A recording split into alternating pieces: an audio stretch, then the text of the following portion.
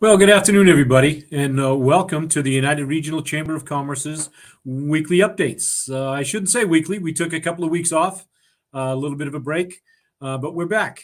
And this week, I'm very happy to bring on one of my favorite business people. I've had the honor of working with this lady for a number of years.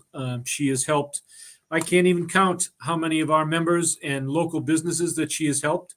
Her name is Nancy Loud. She is the Senior Business Advisor in the Southeast Regional Office of the Mass Small Business Development Center out of UMass Dartmouth. And she wears many hats. She also teaches at Boston College. And she is our import expert guru from around this area. So Nancy, welcome back. Thanks, Jack. I'm delighted to be here. I guess, excuse me, I guess only one correction I would make is that we're actually based at UMass Amherst. Amherst. Oh, okay. That's our headquarters. The Mass Small Business Development Center is based at UMass Amherst, but we have offices throughout the state. I work out of the Fall River Southeastern Mass office, but we have one in Boston, in north of Boston, the Berkshires, Springfield. We try to be within 20 minutes of everyone in the state. Well, it's been a phenomenal relationship that the Chamber has had with you and the organization for so many years. Tell us, what are some of the challenges these days that some of our businesses are facing? Well, just to give you a little bit of a background, I'm trying to put my glasses on so I can see you better, but I know it's reflecting. Okay. You'd think I'd have this Zoom stuff down by now. First off, what the Small Business Development Center does is it helps small businesses start and grow. So we deal with anyone who's got a business idea, a concept, and wants help to make it a reality. Our services are free and are confidential. And I was thinking just before I jumped onto this call, the kinds of things I've done just today shows you a little bit of the variety. I had one client who has always wanted to start a coffee shop and wanted help with that. I had another client who's an existing business and needed some guidance about how to charge sales tax, which is actually a more complicated question than you would think.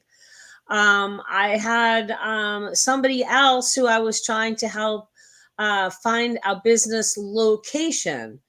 And, those are all the different kinds of things. Mainly what people, are challenged with is, of course, starting a business, where to start, what to do. We're a good place to start to help you. And we connect you with all different kinds of people. And we work with all partners, all different kinds of partners, including people like you, our friends at the Chamber. You're our outreach to all the companies in the business community. So we just totally value your partnership. Well, and I know that it's not just my chamber here. You do with chambers all over the state. Yep. Because we do represent a lot of businesses, and we get a lot of inquiries on how to start a business. Where do I get my financing? And the first place that we send them to is you. No, thanks. We appreciate that. Well, you have all of the answers that we don't have. And, you've gotten such great guidance. A small, terrible part of your job, unfortunately, is you have to tell the truth. And some people don't like to hear the truth. Well, I never discourage people and say, oh, well, that's a silly idea, or that will never work. I don't believe in that. I actually think the best thing that you can do for people is show them the path of what they're going to have to do and what steps they're going to have to take to make their dream a reality. And sometimes it's a question of, oh, well, maybe you need to work on your credit score so that you'll be more bankable. Or sometimes it's, oh, you really need to have a better business plan with some financials. And I can help with some of that. I spend a lot of time helping people with doing a business plan, which is a tool that you absolutely need, whether you're getting financing or not. It's just not something that most people have done before. Well, you helped us out. I think it was almost a year and a half ago now in downtown Attleboro All right. when we had the contest that Catherine Feerick from the Economic Development Office had offered out to help these businesses start. You were on the committee with us, and you actually guided two or three of those to enhance their business plan, Oh, yeah. to make it more solid. And you gave them the counseling that they needed to get it approved so that they could receive some of these grants. And I'm sure you do that in many, many other communities, correct?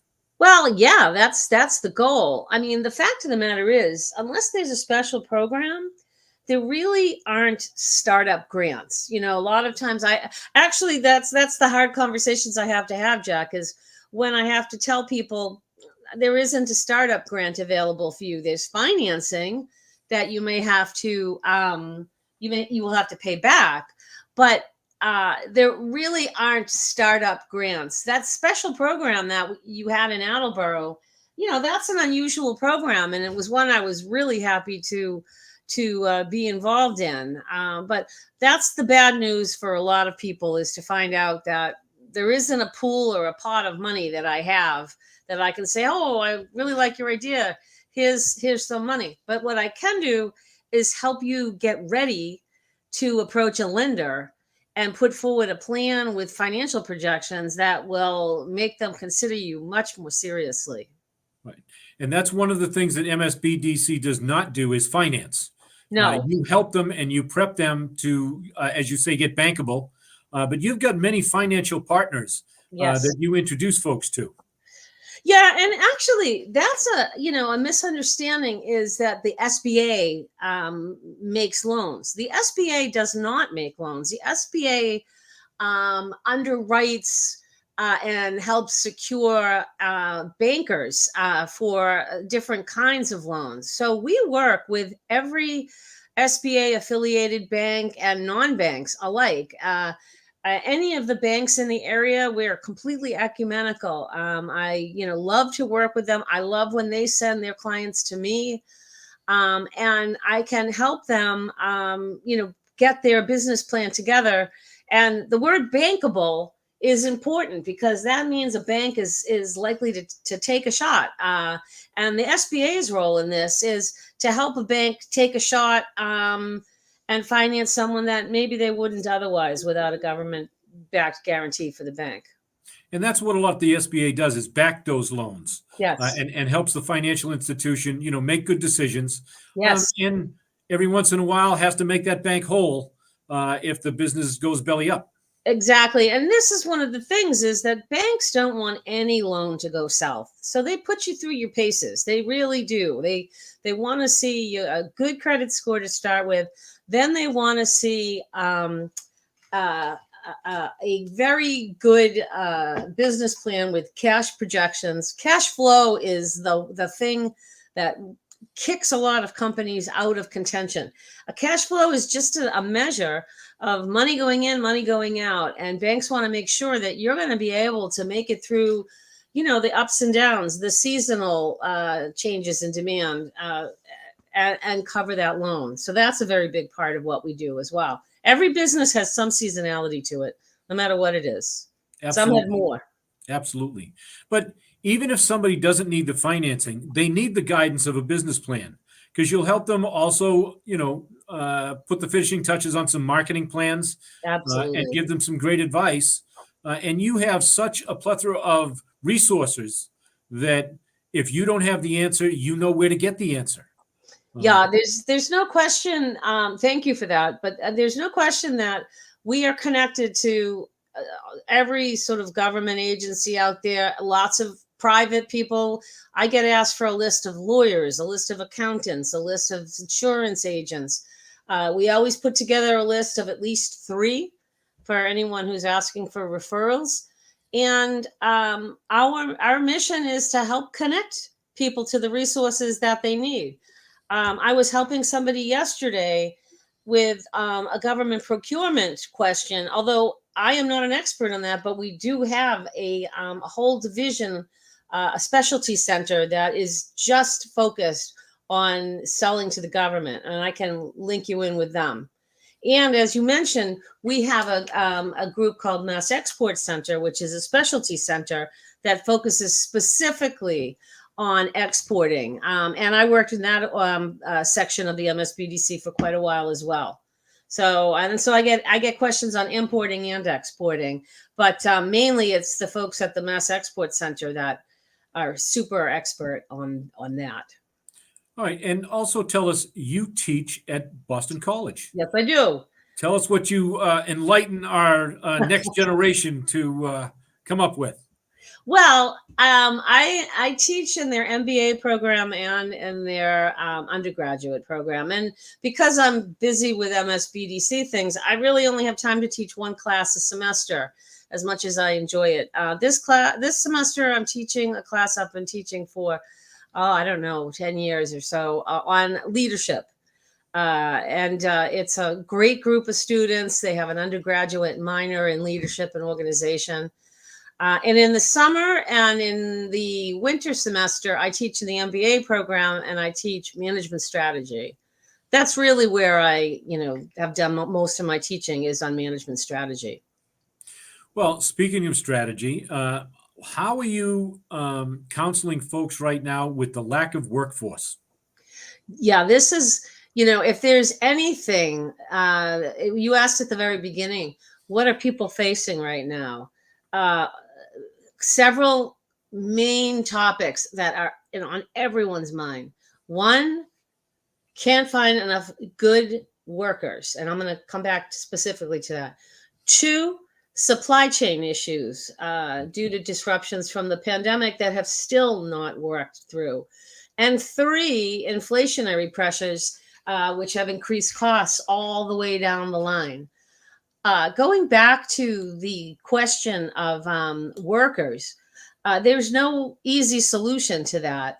But the companies who have done the best, I think, are essentially in permanent recruitment and training mode. They are constantly recruiting and training people for the jobs that they have open and for ones that are not even open yet. There's no magic wand solution. Some companies have, started their own apprenticeship programs if they need to fill the pipeline in some of the trades. Others have formed relationships with schools, technical schools, even high schools to get people. But it's definitely an issue. And it's one that, all companies are dealing with. And some have really, really struggled, especially in a lot of the hospitality businesses and restaurants, things like that over the summer. Very difficult, partly because they didn't have access to a lot of the international students and workers that they usually have. And, and then you hear the complaints. And I'm a small business advocate like you are, Jack. And it crushes me when people take a complaint about, say, slow service, and they go on Yelp and they trash the company and say, this is a terrible restaurant or this is a terrible, because that really hurts their reputation. And granted, customers should be able to give feedback, but boy, it's rough to have your efforts diminished on social media. It's really, really tough. I always plead with people, think twice before you send that flame. Talk to the manager before you put it on Yelp. Because every one of my restaurants are hurting. Every one of my hospitalities, yes. They can't find the proper help. Some will show up for a day, some will show up for 2 days, then not come back. And it's not the owner's fault. It's not the business fault. It is just the way, unfortunately, our society is headed at this moment. So, I've asked on a couple of the other shows and some of us, just be kind, be a little bit patient with some of these folks. And we also actually should be thankful for those people who show up every day. Yes. To serve you in those hospitality roles. Yes. No, I understand. People are spending their hard-earned money for a dining experience or a hotel experience, and when it's not what they hope it was going to be, they're disappointed. But please talk to the owner before, or the manager before you take to social media, because that is really crushing, especially independents. Like you said, your independent restaurants, they don't have the millions of dollars of advertising chain restaurants have. Right. So what they're selling is their reputation. So, and we also work with companies on their social media strategy too. Well, Nancy, what are your thoughts about what do you think it's going to look like here a year down the road? Are Oh, we getting back from this COVID, or are we going to be kind of stuck for a little while in this, I don't know, neutral mode? well, no one has a crystal ball. Nobody has a really good view, but based on sort of my own knowledge of small business and my pretty intensive reading of what is being put out there, I think we're dealing with some of these problems at least for the next year, particularly the problems of inflation, which I know, there's attempts to try to attack it on the federal level with interest rates and whatnot. But I hate to say it, but I think it's going to get worse before it gets better, as prices increase. And then you will see, because when prices increase, it dampens demand. You will see some impact on that. So I think it's a hang on, get back to basics, and focus on every cost as best as you can. And also, as a small business, seek to differentiate yourself, because during tough times, people will make choices based on the things that matter most to them. And so it may be a small cup of coffee and a homemade pastry that they go out for rather than a full meal.